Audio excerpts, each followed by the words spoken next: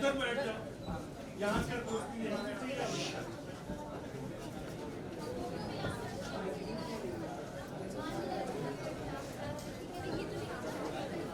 बेटा आगे चलिए उधर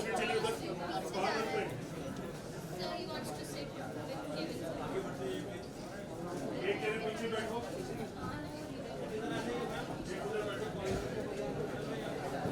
बेटा इधर चलो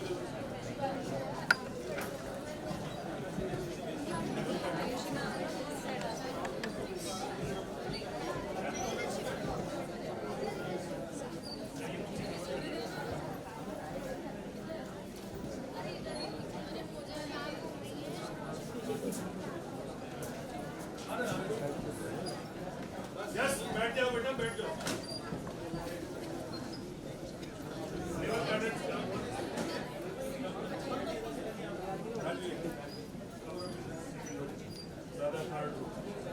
टेक द सेकंड लास्ट तक चली जाइए, एकदम लास्ट तक पास।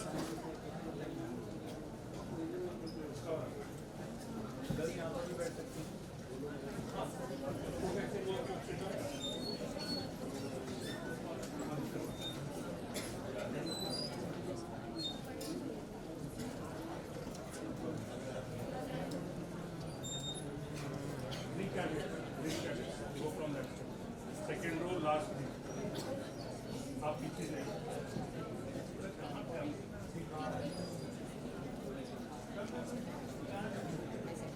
बस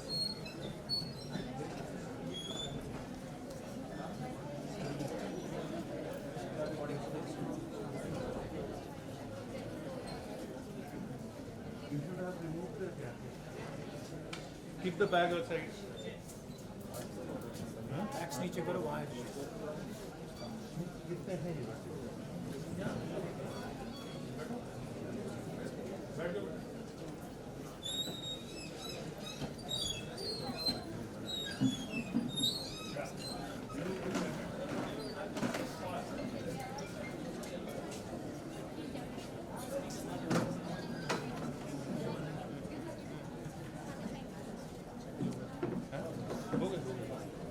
नमस्कार, सब लोग बैठ गए अपनी जगह पे। मन की बात का जो एपिसोड प्रसारित होने वाला है, जिसमें प्रधानमंत्री माननीय नरेंद्र मोदी जी देश से मन की बात करते हैं, 104वां वह एपिसोड होगा। जब 100 एपिसोड हुए तो टास्क इंटरनेशनल जो हमारी ऑर्गेनाइजेशन है, उसके चेयरपर्सन डॉक्टर राघवेंद्र शर्मा जी को यह विचार आया कि यह जो मन की बात कार्यक्रम, जिसे दुनिया में सबसे ज्यादा लोगों द्वारा, करोड़ों लोगों द्वारा इसे देखा और सुना जाता है, इसका भारत और विश्व के लोगों पर, समाज पर इसका क्या असर हो रहा है, आपके और हमारे दैनिक जीवन पर इसका क्या असर हो रहा है, इसका कोई एनालिसिस सिस्टम नहीं है। इसे कैसे जाना जाए कि क्या यह मन की बात आपके और हमारे जीवन को प्रभावित कर रही है, उसमें कुछ सुधार हो पा रहा है। इसके एनालिसिस के लिए बहुत ही विमर्श हुआ, मंथन हुआ और उन्होंने यह विचार अपने टीम के साथ रखा। टीम ने इस पर काम करना शुरू किया और किसी मानक संस्था के द्वारा यह प्रयास किया जाए कि उसे आकलन उसका किया जाए कि यह किस विश्व में किस जगह पर स्थान ग्रहण करता है, ये जो कार्य हम करने जा रहे हैं। उन्होंने यह विचार किया कि इस तरह की कोई सेमिनार आयोजित की जाए जिससे हम पूछें। हम 2, 4, 5, 10 सेमिनार आयोजित करते, उससे हम 25, 50, 100, 200 लोगों से हम मिल पाते, 1000, 2000, 5000 लोगों से मिल पाते। और इसमें हम समय कब निकलता है, कोई प्रोग्राम एक महीने में होता, 2 महीने में होता, काम इतना बड़ा था और इसकी एक श्रृंखला हमें लगा बनानी पड़ेगी। डॉक्टर राघवेंद्र शर्मा जी के इस विचार को लेकर उस टीम ने विश्व की सबसे स्थापित मानक संस्था standard agency Guinness book of record से संपर्क किया, ईमेल किया, उन्हें इस विचार से अवगत कराया कि क्या यह विश्व में इस धरती पर कोई ऐसा कार्यक्रम हुआ है जो हम करने जा रहे हैं, क्या इसे इस तरह की कोई मान्यता मिल सकती है? आपको जानकर बहुत ही हर्ष होगा, जो हर्ष हमें भी हुआ, जो Guinness book of world record का उत्तर आया। आप जानना चाहेंगे? नहीं? आवाज नहीं आई। उनका उत्तर आया, इट्स एन एक्सेलेंट आइडिया। ताली बजती है इसको। और जब यह उत्तर उनका आया एक ग्लोबल एजेंसी का, जिसने यह देखा कि विश्व में इस धरती पर इस तरह का कोई कार्यक्रम नहीं हुआ है और इसे किया जा सकता है, यह बहुत ही उत्साहवर्धक था हम लोगों के लिए। और इस पर एक विस्तृत प्लानिंग हुई, जिस प्लानिंग का हिस्सा आज आप इस 54th सत्र में आप यहां होने जा रहे हैं। आगामी 27 तारीख को दोपहर 12 बजे यह विश्व रिकॉर्ड होने जा रहा है और इसके साक्षी, इसके भागीदार आप सभी हैं। मैं आपको इसके लिए बधाई देता हूं। और आज के इस 54वें सत्र में हमारे बीच मुख्य वक्ता के रूप में प्रोफेसर सुधीर कुमार शर्मा, जो MLB कॉलेज के प्राध्यापक, कवि हैं, लेखक हैं और हजारों छात्र छात्राओं का भविष्य आपने निर्माण किया, हिंदी विषय के मर्मज्ञ। मैं आपको आमंत्रित करता हूं, कृपया आप मंच पर स्थान ग्रहण करें। प्रोफेसर सुधीर कुमार शर्मा जी। मैं साथ ही आमंत्रित करता हूं श्रीमती विवेकी पचौरी, आप संयुक्त संचालक सामाजिक न्याय एवं दिव्यांग सशक्तिकरण विभाग। साथ ही doctor Jyoti Ahirwar, professor pharmacy, Radha Raman college. मैं आपसे अनुरोध करूंगा कृपया मंच पर अपना स्थान ग्रहण करें। साथ ही मैं विजयलक्ष्मी शर्मा से, विजयलक्ष्मी शर्मा है, आइए, आप आइए और हमारे अतिथियों को बैच लगाकर उनका स्वागत करिए। लक्षिता सिंह और आयुषी सिंह भी हैं, आप भी आइए।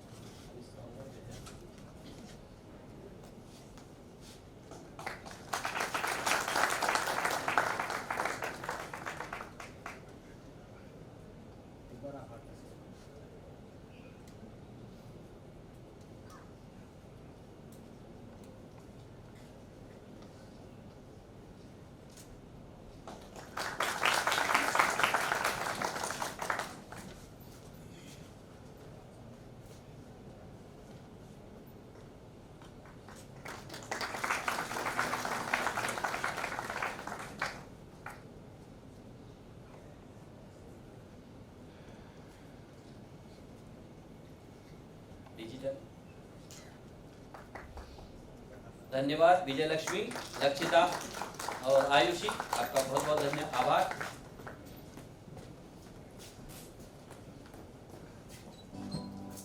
मेरे प्यारे देशवासियों, नमस्कार। हमारा देश इन दिनों एक तरफ वर्षा का आनंद ले रहा है तो दूसरी तरफ हिंदुस्तान के हर कोने में किसी न किसी प्रकार से उत्सव और मेले, दिवाली तक सब कुछ यही चलता है। और शायद हमारे पूर्वजों ने ऋतु चक्र, अर्थ चक्र और समाज जीवन की व्यवस्था को बखूबी इस प्रकार से ढाला है कि किसी भी परिस्थिति में समाज में कभी भी ललनेस ना आए। पिछले दिनों हम लोगों ने कई उत्सव मनाए। कल हिंदुस्तान भर में श्री कृष्ण जन्म महोत्सव मनाया गया। कोई कल्पना कर सकता है कि कैसा व्यक्तित्व होगा कि आज हजारों साल के बाद भी हर उत्सव नयापन लेकर के आता है, नई प्रेरणा लेकर के आता है, नई ऊर्जा लेकर के आता है और हजारों साल पुराना जीवन ऐसा कि जो आज भी समस्याओं के समाधान के लिए उदाहरण दे सकता हो, प्रेरणा दे सकता हो, हर कोई व्यक्ति श्री कृष्ण के जीवन में से वर्तमान की समस्याओं का समाधान ढूंढ सकता है। इतना सामर्थ्य होने के बावजूद भी कभी वो रास में रम जाते थे, तो कभी गायों के बीच, तो कभी ग्वालों के बीच, कभी खेलकूद करना, तो कभी बांसुरी बजाना। न जाने विविधताओं से भरा ये व्यक्तित्व अप्रतिम सामर्थ्य का धनी, लेकिन समाज शक्ति को समर्पित, लोक शक्ति को समर्पित, लोक संग्राहक के रूप में नए कीर्तिमान को स्थापित करने वाला व्यक्ति। मित्रता कैसी हो तो सुदामा वाली घटना कौन भूल सकता है। और युद्ध भूमि में इतनी सारी महानता के बावजूद भी सारथी का काम स्वीकार कर लेना, कभी चट्टान उठाने का, कभी भोजन के पत्थर उठाने का काम, यानी हर चीज में एक नयापन सा महसूस होता है। और इसलिए आज जब मैं आपसे बात कर रहा हूं तो मैं दो मोहन की तरफ मेरा ध्यान जाता है। एक सुदर्शन चक्रधारी मोहन, तो दूसरे चरखाधारी मोहन। सुदर्शन चक्रधारी मोहन यमुना के तट को छोड़ करके गुजरात में समंदर के तट पे जाकर के द्वारका की नगरी में स्थिर हुए, और समंदर के तट पर पैदा हुए मोहन यमुना के तट पर आकर के दिल्ली में जीवन के आखिरी सांस लेते हैं। सुदर्शन चक्रधारी मोहन ने उस समय की स्थितियों में हजारों साल पहले भी युद्ध को टालने के लिए, संघर्ष को टालने के लिए अपनी बुद्धि का, अपने कर्तव्य का, अपने सामर्थ्य का, अपने चिंतन का भरसक उपयोग किया था। और चरखाधारी मोहन ने भी तो एक ऐसा रास्ता चुना, स्वतंत्रता के लिए, मानवीय मूल्यों के जतन के लिए, व्यक्तित्व के मूल तत्व को सामर्थ्य दे, इसके लिए आजादी के जंग को एक ऐसा रूप दिया, ऐसा मोड़ दिया जो पूरे विश्व के लिए अजूबा है, आज भी अजूबा है। निस्वार्थ सेवा का महत्व हो, ज्ञान का महत्व हो, या फिर जीवन में तमाम उतार चढ़ाव के बीच मुस्कुराते हुए आगे बढ़ने का महत्व हो, ये हम भगवान कृष्ण के संदेश से सीख सकते हैं। और इसीलिए तो श्री कृष्ण जगत गुरु के रूप में भी जाने गए, कृष्णम वंदे जगत गुरु। आज जब हम उत्सवों की चर्चा कर रहे हैं, तब भारत एक और बड़े उत्सव की तैयारी में जुटा है, और भारत ही नहीं, पूरी दुनिया में भी उसकी चर्चा है। मेरे प्यारे देशवासियों, मैं बात कर रहा हूँ महात्मा गांधी की 150वीं जयंती 2 अक्टूबर 1869 पोरबंदर। मन की बात इस कार्यक्रम को मैं आज हमारे मुख्य वक्ता इस सत्र के प्रोफेसर सुधीर कुमार शर्मा, मैं आपका छोटा सा परिचय देना चाहता हूँ। MLB कॉलेज के आप प्राध्यापक हैं, कवि हैं, लेखक हैं, और हजारों बच्चों के आप भविष्य निर्माता, हिंदी विषय के मर्मज्ञ आप हमारे बीच उपस्थित हैं, प्रोफेसर सुधीर कुमार शर्मा। मैं आपसे चाहूँगा जोरदार तालियों से आप स्वागत करें।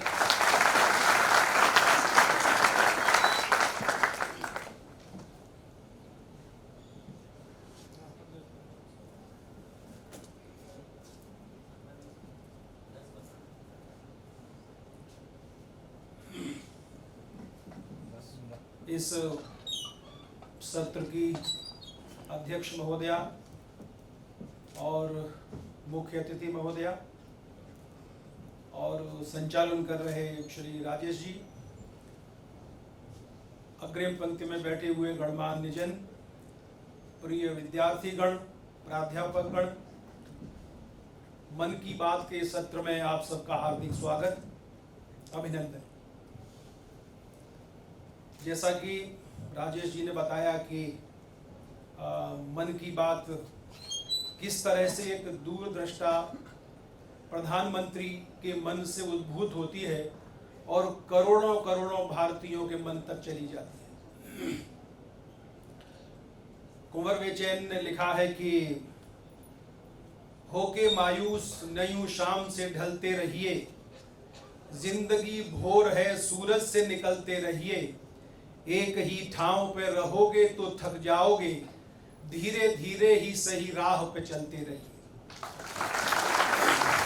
जितने विद्यार्थी सामने बैठे हैं, केवल विद्यार्थी नहीं, हम सबका जीवन एक गतिमान हो रहा है। ये पूरा संसार इस बात का प्रतीक है कि गति है तो हम हैं, अगर गति नहीं है तो हम भी नहीं। मन की बात इसी गति को चरितार्थ करता है।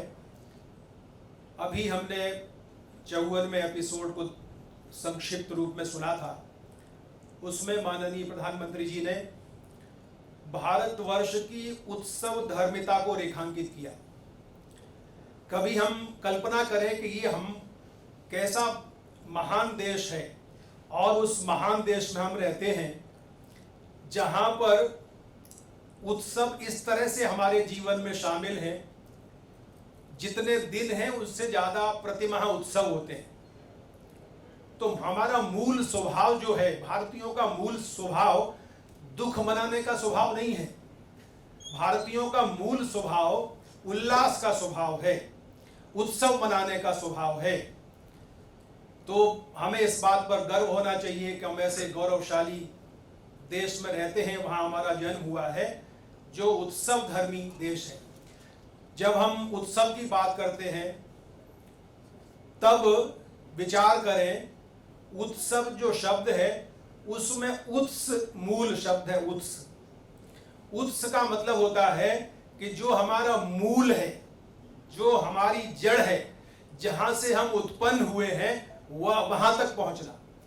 तो ये उत्सव इस बात का प्रतीक है कि हमारा जो मूल स्वभाव है वो उत्सव धर्मी है, मुदिता का स्वभाव है, उल्लास का स्वभाव है। निराशा हमारे जीवन में भारतीयों के पास आती नहीं है। कितने भी संघर्ष हों, उस संघर्ष को पार करके हम आगे बढ़ जाते हैं। मनुष्य तो वैसे ही अपराजय होता है। कितनी भी महामारियां आती हैं, कितनी भी रुकावटें आती हैं, लेकिन मनुष्य उन सब को पार करके आगे निकल जाता है। यही मनुष्यता का मूल स्वभाव है कि हम कभी हारते नहीं हैं, अपराजय रहते हैं। दिनकर ने एक जगह लिखा है, सच है विपत्ति जब आती है, सच है विपत्ति जब आती है, कायर को ही दहलाती है। सूरमा नहीं विचलित होते, क्षण एक नहीं धीरज खोते। विघ्नों को गले लगाते हैं, कांटों में राह बनाते हैं। खम ठेल ठोकता है जब नर, पर्वत के जाते पांव उखड़। मानव जब जोर लगाता है, पत्थर पानी बन जाता है। हमारा वो देश है। ये उत्सव धर्मिता हमें अपने इसी मूल तक ले जाती है कि हम अपराजय, जब हमारा जन्म होता है और जब तक हम अंतिम प्रयाण के लिए जाते हैं तब तक हम अपराजय रहते हैं। ये भारतीयों के मूल स्वभाव का हिस्सा है। ये हम सब इसके उत्तराधिकारी हैं। ये जो ऊर्जा नैसर्गिक रूप से हमें प्राप्त हुई है वो हमारे स्वभाव का हिस्सा है। लेकिन जब जब हम दुखी होते हैं, जब जब हम निराशा के पास जाते हैं, इसका सीधा मतलब है कि हम अपने, हमारा जो प्रकृतिदत्त मूल स्वभाव है उससे हम अलग हो रहे हैं। तो इस एपिसोड में यही संकेत माननीय प्रधानमंत्री जी ने किया था। राष्ट्राध्यक्ष, राष्ट्र के बड़े नीति निर्माता अपनी बात संकेतों में कहते हैं। उन्होंने संकेत में अपनी बात रखी कि किस तरह से हमारा जो देश है वो उत्सव धर्मी है और वही उत्सव धर्मिता हमारे भीतर आनी चाहिए। कभी कल्पना करें कि जो आपने सुना होगा कुंभ का मेला लगता है, ये भी अपने आप में वैश्विक घटना है। दुनिया का कोई ऐसा देश नहीं होगा जहां करोड़ों लोग बिना आमंत्रण के चले आए, साधुओं के साथ बैठें, संगति करें और उसका आनंद उठाएं, अपने जीवन के मूल से जुड़ने का प्रयास करें। तो हमें गर्व होना चाहिए कि हम ऐसे गौरवशाली देश के निवासी हैं जो इतना ज्यादा उत्सव धर्मिता अपने साथ लेकर के चलता है। इसके आगे जो 55वां एपिसोड है उसके संबंध में मेरी बात हुई थी, उस पर संक्षेप में चर्चा कर लेते हैं। 55वें एपिसोड में सबसे पहले बात करते हैं प्रधानमंत्री जी नाविका सागर परिक्रमा की।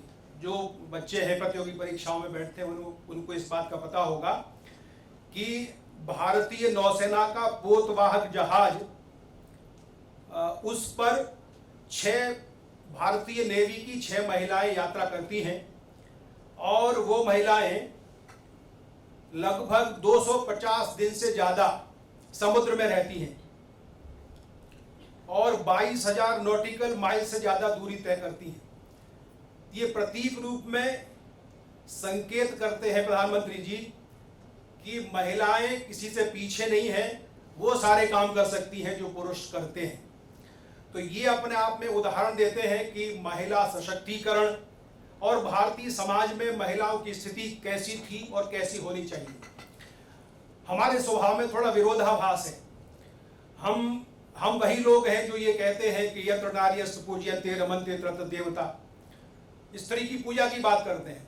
हम वही लोग हैं जो नवरात्रि में भी स्त्री की बालिकाओं की पूजा करते हैं। लेकिन हम वही लोग हैं जो उन्हें पूरा अधिकार देने में थोड़ा हिचकिचाते हैं। तो माननीय प्रधानमंत्री जी संकेत करते हैं कि हमें जो हमारा मूल स्वभाव है, जहां स्त्री का गौरव है, महिला का गौरव है, नारी का गौरव है, उस गौरव की ओर हमें फिर से लौटना चाहिए। इसी एपिसोड में आगे कहते हैं कि एवरेस्ट विजेताओं का उल्लेख करते हैं। इसमें 16 वर्षीय शिवांगी पाठक, जो 16 साल की उम्र में भारत की सबसे छोटी महिला जो एवरेस्ट विजेता बनी, उसको गौरव प्राप्त है, उसका उल्लेख 55वें एपिसोड में प्रधानमंत्री जी करते हैं। इसके आगे चंद्रपुर महाराष्ट्र के 5 आदिवासी बच्चों का चयन मिशन शौर्य के अंतर्गत हुआ और उन्होंने 1 साल का प्रशिक्षण प्राप्त किया और फिर एवरेस्ट विजय प्राप्त की। अगस्त 17 में उन्होंने ट्रेनिंग ली इसकी। आगे उल्लेख करते हैं कि एवरेस्ट विजय करने के लिए अजीत बजाज और प्रिया, ये दोनों पिता पुत्री हैं, ये भी एवरेस्ट विजय करते हैं। केवल नौजवान ही इस कार्य के लिए नहीं जाते हैं। संगीता बहल, जिनकी उम्र 50 वर्ष से अधिक है, वो भी जाती हैं और एवरेस्ट विजय करती हैं। बीएसएफ की टीम जाती है, जो वहां लोगों के द्वारा छोड़ा हुआ जो कचरा है उसको वापस लेके आती है। अब इन दोनों घटनाओं का उल्लेख करते हैं। इसका मतलब क्या है? इन 2 घटनाओं के उल्लेख के माध्यम से वो कहना चाहते हैं कि एक तो भारतीय बेटियों के शौर्य को रेखांकित करना चाहते हैं और मनुष्य के भीतर जो बैठा हुआ साहस है उसकी ओर संकेत करना चाहते हैं कि हमें जीवन भर अपराजेय रहना चाहिए। इसके आगे फिट इंडिया की बात करते हैं। सोशल मीडिया का चलन है, हम लोग अपनी सारी घटनाएं, दैनंदिन घटनाएं उस पर डालते रहते हैं और ये एक ऐसा ताकतवर शक्तिशाली माध्यम है जहां हम अगर अच्छी बातों को फैलाएंगे तो अच्छी बातें फैलेंगी। प्रधानमंत्री जी कहते हैं कि वहां पर हमें फिटनेस के वीडियो डालने चाहिए और वो कहते हैं कि कोहली ने उनको फिटनेस का चैलेंज दिया और उन्होंने उसको स्वीकार किया। बहुत कम बच्चे लोग जानते होंगे कि माननीय प्रधानमंत्री जी योग के जितने जितने कठिन आसन होते हैं वो सब इस उम्र पे भी कर लेते हैं। तो उनकी ऊर्जा का रहस्य यही है, इसीलिए वो फिट इंडिया की तरफ ज्यादा ध्यानाकर्षण करते हैं। अच्छी बात भी, जैसे बुरी बात संक्रामक होती है वैसे ही अच्छी बात भी संक्रामक होती है। तो हमें इस बात का ध्यान रखना चाहिए। फिर से कुंवर बेचैन की पंक्तियां मैं कहूंगा, बात जो अच्छी है उसकी हर जगह चर्चा करो, अच्छी बात है फैलाओ उसे। बात जो अच्छी है उसकी हर जगह चर्चा करो, है बुरी तो दिल में रखो फिर उसे अच्छा करो। रोशनी करने का मतलब ये नहीं होता कि तुम जिसको पर्दा चाहिए उसको भी बेपर्दा करो। फूल जब डाली से टूटा उसने मुझसे ये कहा, सबको खुशबू बांटने के बाद ही टूटा करो। हम सबका दायित्व है कि जीवन में जो हमारे सद्गुण है, जो अच्छाइयां हैं, वो हम प्रसारित करें, जीवन भर ऐसा करते रहें।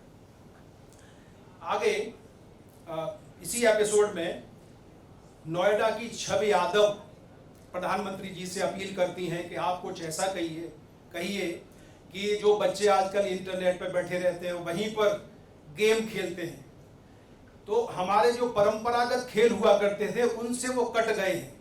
तो आप अपील करेंगे तो वो बच्चे फिर से उन परंपरागत खेलों की तरफ बढ़ेंगे, ऐसा वो अपील करती हैं। तो फिर वो कहते हैं प्रधानमंत्री जी कि हमारे जो परंपरागत खेल होते थे, खो खो है, कबड्डी है, गांव में होता था कौड़ियों से खेलते थे, चंगापो, बहुत सारे खेल होते हैं। वो जब खेल होते हैं उनमें नैसर्गिक रूप से हमारी नेतृत्व क्षमता विकसित होती है, टीम भावना विकसित होती है और साथ में काम करने का भाव विकसित होता है।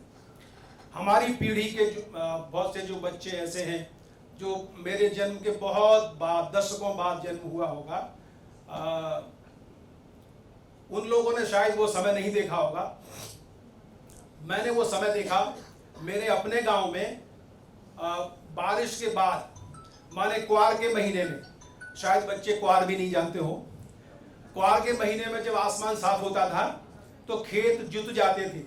वहां चांदनी रात में हम लोग कबड्डी खेलते थे और रात के 12-12, 1-1 बज जाता था। ये जो हमारी जड़ों में, ये जो हमारे परंपरागत खेल थे अब थोड़े से पीछे जा रहे हैं। तो प्रधानमंत्री जी आह्वान करते हैं कि हम उन खेलों की तरफ जुड़ें। देखिए, जीवन में आगे बढ़ने का मतलब ये नहीं होता कि हमारा जो पुराना श्रेष्ठ है उसे छोड़ दें और आगे बढ़ जाए। आगे बढ़ने का मतलब होता है कि हमारा जो पुराना श्रेष्ठ है उसको भी साथ रखें और जीवन में आगे बढ़ें। इसी बात का संकेत माननीय प्रधानमंत्री जी करते हैं। आगे कहते हैं कि 5 जून 18 को, ये 18 का एपिसोड है, 5 जून 18 को विश्व पर्यावरण दिवस को भारत होस्ट करने वाला है, ऐसा वो संकेत देते हैं। और उसकी थीम है बीट प्लास्टिक पॉल्यूशन। हम सब लोग इन परिस्थितियों से जूझ रहे हैं, खास तौर से जो युवा हैं। अगर हम इस तरफ ध्यान देंगे, क्योंकि ये दुनिया हमें सुंदर बनानी है, अपने लिए खूबसूरत बनानी है, रहने योग्य बनानी है, वो तभी संभव है जब हम प्लास्टिक को, उसके उपयोग को मिनिमाइज करें। तो कम से कम हम लोग ये संकल्प ले सकते हैं आज के दिन कि ये जो लोअर ग्रेड का प्लास्टिक है, कम से कम उसको तो हम त्याग दें। सब्जी लेने जाते हैं, थैला लेके जाएं। कितने बच्चे साथ में सब्जी लेने जाते हैं, थैला लेके जाते हैं? सच में ऐसा करते हैं? सच में ऐसा करते हैं? तो एक बार इन बच्चों के लिए हम लोग इनकी प्रशंसा करते हैं। तो इस ओर संकेत करते हैं माननीय प्रधानमंत्री जी। और इसके आगे फिर वो अंतर्राष्ट्रीय योग दिवस की चर्चा करते हैं और वहां पर भर्तहरि का एक श्लोक उद्धृत करते हैं। भर्तहरि को आप लोग जानते होंगे, मध्य प्रदेश के उज्जैन के ही रहने वाले, और दुनिया को वाक्य के ऊपर सबसे पहली पुस्तक लिखने वाले भर्तहरि हैं। हमें विदेशी वैज्ञानिकों के तो नाम मालूम है कि इन्होंने ये बनाया, लेकिन हमारी अपनी ज्ञान परंपरा में क्या कैसे कैसे लोग थे, उन्होंने क्या किया, इसके बारे में हमें जानकारी। तो दुनिया को वाक्य की समझ देने वाले, दुनिया को भाषा की समझ देने वाला कोई व्यक्ति है तो वो भरत है। और राजा थे वो, इतना राज सत्ता के बाद भी लिखते थे। तो उन्होंने भाषा के बारे में लिखा है, इदमंदतमः तत्स्नम जायेत भुवनत्रयम् यद शब्दाभ्यम ज्योतिरा संसारम न दीप्यते। वो लिखते हैं कि ये पूरा संसार अंधेरे से भर गया होता यदि शब्द की ज्योति हमारे पास नहीं होती। ये शब्द का प्रकाश ईश्वर ने हमें दिया है। कल्पना करें, एक दिन के लिए वो प्रकाश हमारे पास से चला गया है, शब्द दुनिया से गायब हो गया है, तो दुनिया कैसी होगी। तो वो शब्द की ज्योति, उस भाषा के ऊपर प्रकाश डालने वाले भर्तहरि, और उन्होंने ही 3 शतक लिखे हैं। श्रृंगार शतक लिखा है, नीति शतक और वैराग्य शतक। उसी में से उदाहरण देते हैं माननीय प्रधानमंत्री। वो कहते हैं, धैर्य यस्य पिता क्षमा च जननी शांतिश्चरम गेहिनी सत्यम मित्रम इदम दया च भगिनी भ्राता मन संयमः शय्या भूमितलम दिशो अपि वसनम ज्ञानामृत भोजनम हेते यस्य कुटुंबिनो वद सखे कस्माद भयम योगिना। इसका हिंदी अर्थ ये है कि जो योगी होता है, योग करता है, योग की शरण में जाता है, उसके लिए क्या होता है कि धैर्य उसका पिता होता है, मतलब उसके जीवन में धैर्य अपने आप आ जाता है। क्षमा च जननी, क्षमा उसकी मां हो जाती है, शांति उसकी पत्नी हो जाती है, और सत्य उसका मित्र हो जाता है, दया उसकी बहन हो जाती है, और मन का संयम उसका भाई हो जाता है। ये विद्यार्थी बैठे हैं, मन के संयम की बात बहुत महत्वपूर्ण, हम पढ़ने बैठे हैं लेकिन मन कहीं और घूम रहा है। योग हमें अपने मन को काबू में करने का एक चाबी देता है, उससे हम सीख लेते हैं। शय्या भूमितलम, और जो योगी होता है उसकी आवश्यकताएं न्यूनतम होती है, वो अगर जमीन पे भी सो जाए तो वहां भी बहुत अच्छी नींद लेता है। दिशो अपि वसनम, दिशाएं उसके वस्त्र हो जाते हैं, ज्ञान उसका भोजन हो जाता है। आगे कहते हैं जिसके परिवार में ऐसे सदस्य हों वो किससे भयभीत होगा। माने योग निर्भय बनाता है। योग हमारे पूर्वजों का दिया हुआ ऐसा ज्ञान का अमृत है जो हमें भय से मुक्त कर देता है। और जो विद्यार्थी हैं इस बात को समझे, वास्तव में हम भयभीत होते कब हैं? भयभीत हमारे भीतर डर कब पैदा होता है? डर की जड़ होती है अज्ञान, और योग से अज्ञान दूर होता है, ज्ञान आता है। इसलिए हम ज्ञान की तरफ चले। जैसे हम अंधेरे में खड़े हैं, वहां एक रस्सी पड़ी है और हमने उस रस्सी को क्या समझा कि ये सांप है, तो मन में भय पैदा हुआ। अचानक किसी ने वहां बल्ब जला दिया तो देखा अरे नहीं ये तो रस्सी है, सांप नहीं है। तो बल्ब माने जैसे ही ज्ञान प्रकट होता है वो भय, काल कल्पना का भय समाप्त हो जाता है। और योग के माध्यम से हमारे शरीर का, हमारे मन का ये रूपांतरण होता है। यही उम्र है योग की साधना करने की। बातें बहुत सारी करने की हैं, इसको मैं यहीं पर समाप्त करता हूं।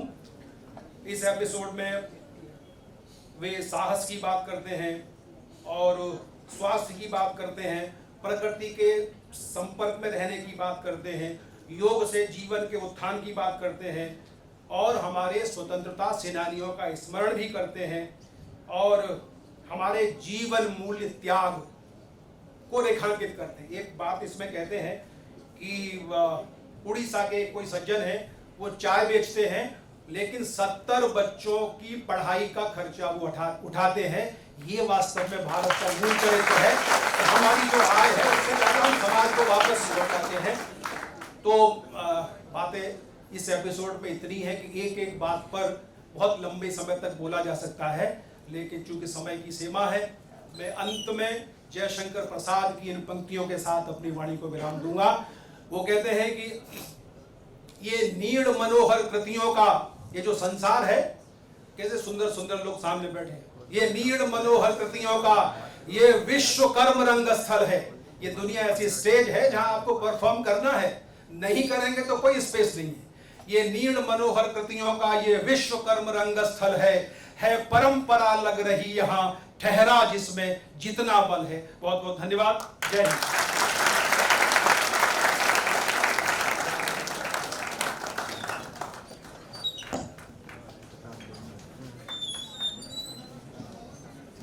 धन्यवाद प्रोफेसर सुधीर कुमार शर्मा जी। आपका उद्बोधन कुछ कह रहे हैं? इनको दिखा रहे हैं। आपका उद्बोधन निश्चित रूप से बहुत ही प्रेरणादायी रहा। थोड़ा समय की हमारी मर्यादा है इस कारण से, और बच्चों ने बहुत ज़्यादा इंतजार किया है। मैं कार्यक्रम को आगे बढ़ाते हुए हमारे अतिथियों को क्यों डिजिटल हमारी वो तैयारी है क्या कुछ चंद्रयान वाली? चंद्रयान की अगर तैयारी हो तो एक बार हम, कुछ घटनाक्रम हुआ था चंद्रयान को लेकर, क्या था?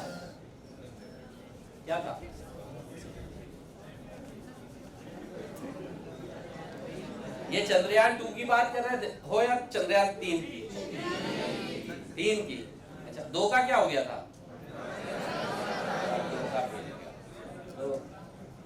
2 फेल हो गया और उसके बाद क्या हुआ? चंद्रयान 3 आ गया। तो ये क्या चीज की ताकत लग रही है आपको? ये ताकत है भारत परिवार की, जिसकी परिकल्पना मन की बात के द्वारा प्रधानमंत्री नरेंद्र मोदी जी कर रहे हैं कि ये विश्व के सामने हमारे भारत परिवार की एकता की शक्ति का ये जो है इसे हम नज़ारा कह सकते हैं। और ये ताकत का प्रदर्शन है कि हम 2-3 साल पहले हम एक अभियान में असफल हुए जिसको पूरी दुनिया ने देखा और बहुत बातें भी हुई, लेकिन 3 साल के बाद उसका जवाब जो हमारी एकता और हमारी जो बाउंस बैक प्रवृत्ति है इंडियंस की, भारतीयों की, उसका नज़ारा पूरी दुनिया ने देखा और हम फिर से कहाँ आ गए?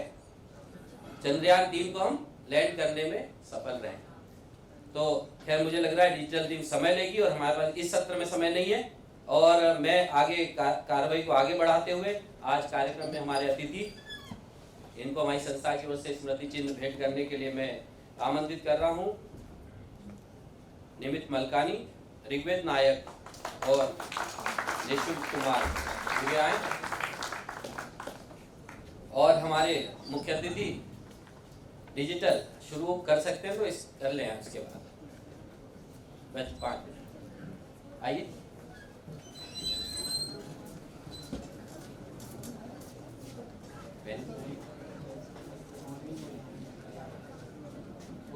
बोल के इसको उसमें लगाइए। यह गोल्डन पेन मन की बात का, यह हमारे और यह मन की बात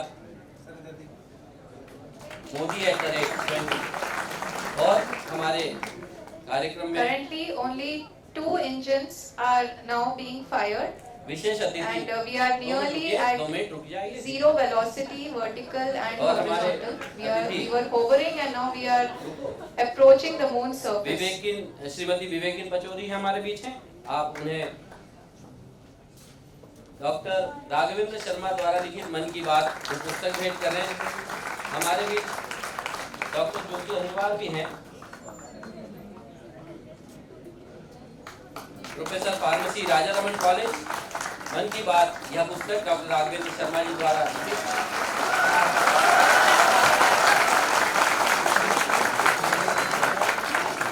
अब आप शुरू कर सकते हैं, अब आप शुरू कर दीजिए।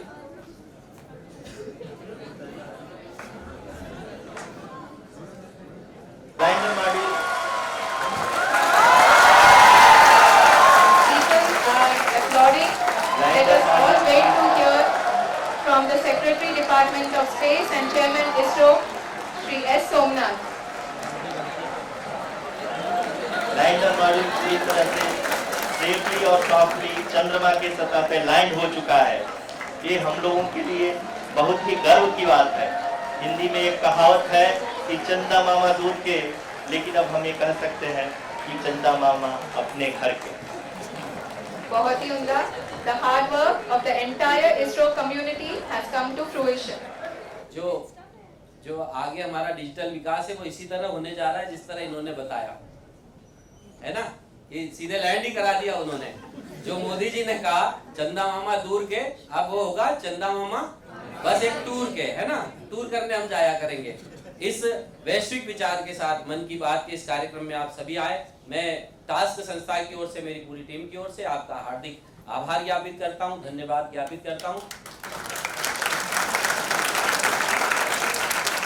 और दाहिनी ओर से आप बाहर निकलेंगे हॉल में, चूंकि ग्रुप बड़ा है, आप एक एक ग्रुप में अपने फोटोग्राफ्स कराएं। और बाहर जिस तरह आप वेट कर रहे हैं उसी तरह और भी श्रोतागण वेट कर रहे हैं। कृपया जो भी हमारी टीम में, अच्छा एक मिनट, अच्छा एक कार्यक्रम रह गया निश्चित रूप से, शपथ। हमारा एक पंचलाइन है 100 घंटे 100 वक्ता और 100 संकल्प। ये 53वां सत्र है, इसका संकल्प लेना बाकी है। मैं निवेदन करूंगा हमारे बीच कार्यक्रम में विशेष अतिथि श्रीमती विवेकिन पचौरी जी हैं, संयुक्त संचालक सामाजिक न्याय विभाग। उनसे अनुरोध करूंगा कि वे इस संकल्प को लें।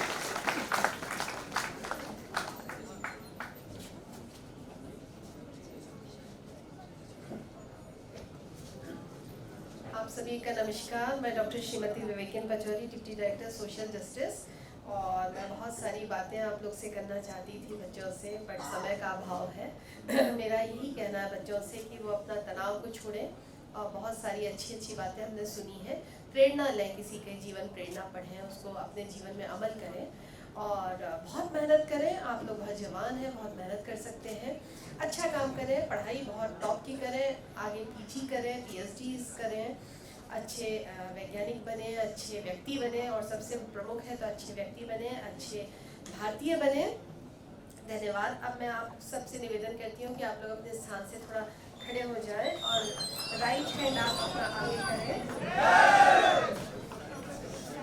मैं जो बोलूँगी उसको आप रिपीट करेंगे। थोड़ा शांति बनाए रखें बच्चों। मैं शुरू करती हूँ। मैं संकल्प लेती हूँ कि मैं देश की एकता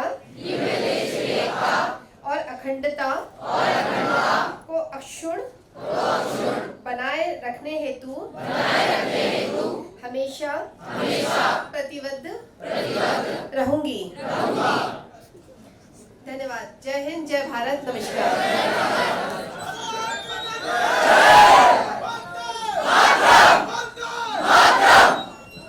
दाहिनी ओर ग्रुप फोटोग्राफ के लिए आप सादर आमंत्रित हैं। मैं अतिथियों से निवेदन करूंगा कि कृपया वे आएं और ग्रुप फोटोग्राफ के लिए